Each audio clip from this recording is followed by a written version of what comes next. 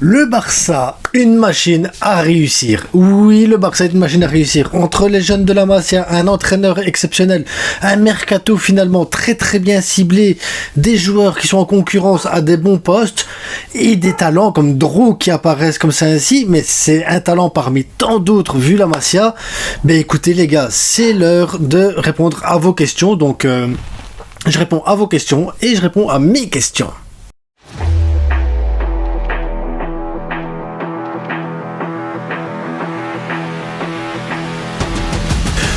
Un petit peu d'actu quand même, mais un petit peu d'actu. Voilà, Marc Bernal, vous l'avez pas vu jouer, c'est normal les gars, vous inquiétez pas, il sera de retour normalement pour le Gamper, c'est dans son processus voilà de remise en forme et tout ça, donc on va prendre son temps avec lui. De toute façon, on est bien les gars, on est très très bien milieu de terrain. Regardez Casado simplement, hein, tu te dis bah oui, Casado c'est l'équilibre parfait du milieu de terrain. Bernal, prends ton temps pour revenir correctement, j'ai envie de te dire, parce que de toute façon, on va avoir besoin de toi durant la saison. Là, c'est la pré-saison, reviens à ton rythme. Geoffrey Torrent va être scruté les gars, va être examiné, va être surveillé parce qu'il sera en concurrence avec Gérard Martin pour savoir qui sera numéro 2.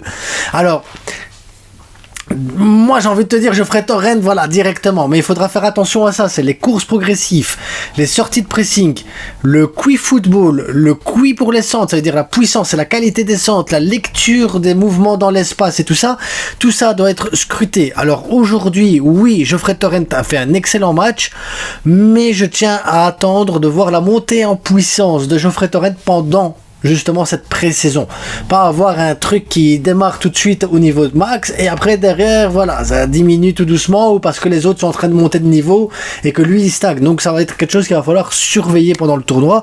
En attendant, si je me base juste sur le premier match, Geoffrey Torrent pour moi est devant Gérard Martin, mais une chose à la fois les gars, prenons le temps, c'est important. Kochen, Peña n'ont pas joué le premier match et Kochen lui va aller avec Barça Athletic, donc voilà, il n'y a pas de souci avec ça. Peña, je lui conseille quand même de se trouver un club s'il veut un jour jouer pour une équipe de football. Hector Fort n'a pas joué et là, quand tu vois que Garcia a commencé arrière droit, quand tu vois que Koundé a fait la deuxième mi-temps arrière droit, Hector Fort, est-ce qu'à un moment donné, il ne faut pas penser peut-être à le prêter ou à le vendre avec une clause de rachat ou un pourcentage, j'en sais rien, mais il faut trouver une solution à Hector Fort parce que ça peut pas être une solution viable sur le long terme de l'avoir sur le banc, c'est pas viable les gars du tout. Guy et Tony Fernandez n'ont pas joué également, mais voilà, la tournée elle est longue, il y a beaucoup de joueurs, on a eu beaucoup de rotations et il faut faire des choix et les choix ont été bons parce que derrière un Fernandez en cache un autre, Dro que je nommerai Pedro Fernandez Sarmiento, voilà, petit prodige de 17 ans les gars, donc ça veut dire petit prodige de 17 ans, ça me rappelle les Gavi qui sortent de nulle part, les Fermin qui sortent de nulle part, Casado ça sort de nulle part, Bernal il sort de nulle part, Baldé, et à un moment donné les gars, Koubarsi, tu dis mais c'est pas possible en fait. La Masia, il t'a fait tam, et c'est même pas fini, c'est ça le truc, c'est que c'est même pas fini, les gars. Donc, le gamin de 17 ans, milieu offensif ou ailier gauche, voilà, il a déjà joué à ces deux postes-là, que ce soit avec le Barça ou que ce soit avec la sélection espagnole, voilà. Et il est dedans aussi avec les jeunes de moins de 17 ans. Le garçon, voilà, il est très fort, on l'a vu, clairement, on l'a vu, il a la qualité de passe, il sait se retourner, il sait orienter son corps, il a ce truc technique, il a ce truc générationnel que tu vois, que t'as vu quand j'ai vu Pip Gavi la première fois, quand j'ai vu Baldé, il a ce truc, je suis désolé, il pue le football, ce joueur pue le football. Et t'as l'impression que ça finit jamais avec le Barça. Et le gars, il a joué quoi en Youngs League, il a mis 2 buts en 7 matchs. Premier match avec les A, il te met un but. Il est espagnol, tu sais, voilà, avec d'origine philippine. Mais voilà, le garçon, il pue le football. Le garçon, il pue le football, les gars. Milieu offensif. On n'a pas assez de milieu. Les gars. On fait quoi? Oui, mais c'est ça la question à un moment donné. On fait quoi, les gars? On est en train de te sortir des joueurs de partout. De partout, ils sortent les joueurs. Donc, moi, j'ai envie de te dire, bon, dans l'équipe A cette saison, non. Parce que je pense qu'on est bien fourni. Par contre, l'équipe B cette année, elle doit monter en division 3 avec des joueurs comme Dro, avec des joueurs comme Guy, comme Tony, avec Kochen. Les gars, ils ont une équipe, et c'est parce que je cite pas les autres de la B, mais ils ont une équipe, les gars. La B, elle doit monter en division 3. Ils doivent durcir, ils doivent renforcer leur corps, renforcer leur truc. Il faut pas précipiter le truc. Mais le gamin là, on va le voir en équipe A à un moment donné, les gars. On va le voir en équipe A. Il pue le football. Il pue le football. Moi, j'ai pas d'autre mot que ça. Il pue le football, les gars. Alors, attention aussi, les matchs de pré-saison. Alors, attention à l'effet Oriol-Roméo. Vous voyez, j'ai nommé l'effet Oriol-Roméo, les gars. Ça veut dire quoi? Souvenez-vous, Oriol-Roméo, quand il est arrivé. Pré-saison, frappe contre le Real, transversal, des matchs solides. On dit, oh purée, le gars quand même physique et tout. Ça, c'est les matchs de pré-saison. Je dis quand même, il y a peut-être un potentiel avec Oriol-Roméo. Oui, parce que les autres joueurs étaient pas fit. Oriol était à son max et les autres étaient pas fit. Donc ça veut dire qu'un joueur pas fit du tout et Oriol au max, c'était le même niveau. Une fois que les autres joueurs ont commencé à prendre le rythme et qu'ils sont montés en puissance, bon, Oriol, il s'est éteint tout doucement comme il aurait dû s'éteindre normalement, tu vois. Donc voilà, disparition d'Oriol. Attention aussi quand on va regarder les matchs de pré-saison, c'est de regarder, oui, la prestation sur le coup, elle est bien. Mais il faudra comparer la prestation du premier match par rapport au deuxième match, le deuxième match avec le troisième et le troisième avec le premier pour voir s'il y a une marge de progression avec les joueurs, pour justement analyser correctement un peu plus le truc et ensuite au fur et à mesure du temps, voilà, pas s'enflammer comme des petits cochons comme ça parce qu'on est motivé, non, prenons le temps, je vous jure, prenons le temps parce qu'aujourd'hui on a aligné une équipe, enfin aujourd'hui, quand on a joué contre Vissel Kobe, on a aligné un 11 en première mi-temps qui était incroyable. Avec des beaux noms et tout, hein. Pedri, Gavi, Fermin, Ferran Torres, t'avais Lamine Yamal, Baldé, tu vois ce que je veux dire, Koubarsi, Nigo, tu disais quand même la charnière, elle est belle, toi, l'équipe elle est belle, sur le nom, tu regardes, t'as mis une deuxième mi-temps, avec du Rashford, avec Rooney, avec Lewandowski, Frenkie, Casado, Olmo, et finalement cette deuxième mi-temps a été plus belle, les noms un peu moins bling bling, c'est leur premier match, et quand tu regardes, tu te dis, t'as quand même deux grosses possibilités d'avoir deux équipes quand même compétitives à un moment donné, c'est important les gars, c'est hyper important. Je vais m'arrêter 2 secondes sur Christensen. Si le gars il reste comme ça, d'ailleurs il est noté comme quoi Christensen devrait rester, il ne va pas être vendu, donc ça c'est une excellente nouvelle, et il doit rester les gars. Le niveau de Christensen comme ça, je suis désolé, c'est titulaire, il n'y a pas d'autre mot. Donc on a deux équipes réellement, on a une équipe A, une équipe B et une équipe B d'une presque du même niveau que l'équipe A, c'est pas plus par moment, donc ça veut dire qu'on va avoir une belle formation, on va avoir une belle campagne, il n'y a pas besoin, on a renforcé là où on devait renforcer. Rashford, il a joué 33 minutes, c'était 33 minutes très très bonnes les gars.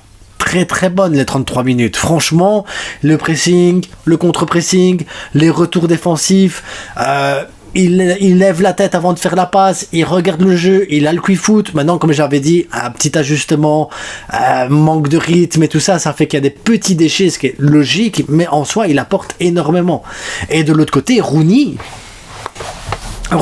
les gars, 2 millions les gars, on l'a eu, c'est possible ça, 2 millions, et le gars, c'est peut-être le meilleur mercato de cet été les gars. Il va mettre un peu de concurrence à Yamal, il va bousculer légèrement la hiérarchie en attaque, il va mettre des petits coups de pression, je dis pas qu'il va devenir titulaire et remplacer les gens, mais ne fût-ce qu'avoir quelqu'un derrière qui met ce petit coup de pression pour obliger les autres de se dire ok c'est bon, on peut pas relâcher. Une bonne chose, très très bonne chose. J'espère qu'il va profiter du peu de temps qu'il aura, qu'il va profiter des moments où il aura les opportunités, parce que ce gars a un potentiel aussi les gars. Autant je te dis Drew il a un potentiel, il pue le football, mais Rooney il pue le football aussi. Les deux joueurs là puent le football les gars. Et ils sont jeunes et ils sont bons. Et ça c'est bien pour le futur, très très bien pour le futur. En attendant, je vais répondre maintenant à vos questions, parce que oui, vous avez posé des questions, parce que vous êtes des gens bien. Alors, tac, les questions. De Alassane, qu'est-ce que le Barça fait de ces jeunes au centre de formation? Ce Draw a un potentiel, surtout dans les prises de balles. La Masia est incroyable, la Masia les gars. Et alors, il y a un truc important, les gens ils te disent souvent, vous allez souvent l'entendre, c'est important les gars. Le Barça a beaucoup de chance d'avoir la Masia. Le Barça, sans la Masia, serait déjà en faillite et aurait déjà coulé depuis longtemps.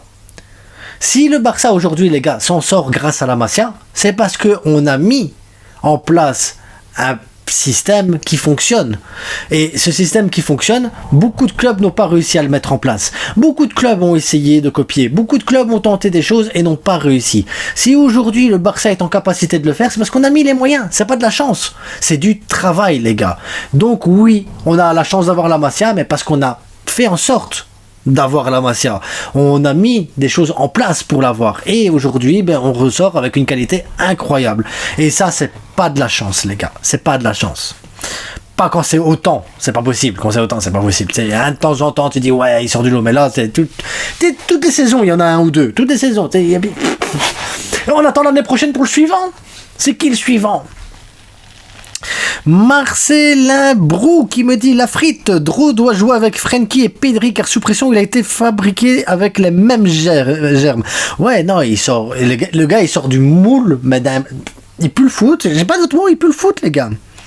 Le visionnaire qui me dit salut la frite, penses-tu que Dro et Torrent vont être installés en équipe première? Tu penses quoi de Rooney?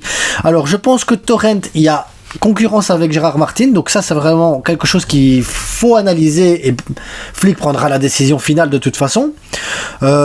Dro, je pense pas, parce qu'il est encore un peu frêle pour l'équipe 1 et pour la Liga et tout ça, mais je pense que oui, une saison complète avec Belletti à travailler avec derrière Flick qui conditionne les choses de manière à ce qu'il soit prêt pour les... Oui, Dro dans un an il est en équipe 1, Dro dans un an s'il continue ainsi il est en équipe 1, et Rooney, je l'ai dit, le gars il pue le foot, il doit, voilà. Alassane, ouais. Salut la frite, j'entends la rumeur d'un potentiel départ de Casado. Alors, moi je l'entends pas et je veux pas l'entendre. Je veux rien savoir. Casado. Il n'y a pas de Casado départ. Il n'y a pas. Ça n'existe pas. Dans ma tête, ça n'existe pas. Je suis désolé. Donc, s'il y a des rumeurs là-dedans, non. Non. C'est tout ça. Non. Salut la frite, je vois en gros le remplaçant idéal de Pedri. Je sais pas, c'est tout. Pedri, quand même les gars, c'est Pedri. Il est quand même vachement fort Pedri les gars. Il est très très très très très fort Pedri. Trop fort. Le gars c'est surnaturel ce que fait Pedri, donc je ne sais pas. Pourquoi son remplaçant, il est fort, il va jouer avec lui. Ah, ça c'est une réponse. Pourquoi son remplaçant, il est fort, il va jouer avec lui. Pourquoi s'en priver alors qu'on peut avoir les deux? Moi c'est ça que j'ai envie de vous dire les gars.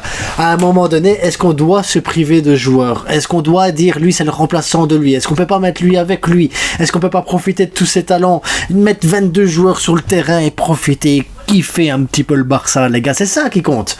En attendant, voilà, c'était les réponses à vos questions, un petit point sur l'actualité très léger. J'ai pas envie de parler de Ter Stegen, demain on va parler de la VAR et on va faire l'avant-match aussi, donc restez connectés. Et en attendant, je vous souhaite à toutes et à tous une agréable journée. Si vous voulez un maillot aussi beau que celui-là, levestierstore.com, vous savez les gars, maintenant 10% de remise, code promo la frite, et on se retrouve incessamment sous peu pour une prochaine vidéo. Donc abonne-toi simplement à un moment donné, hein. C'est que du foot.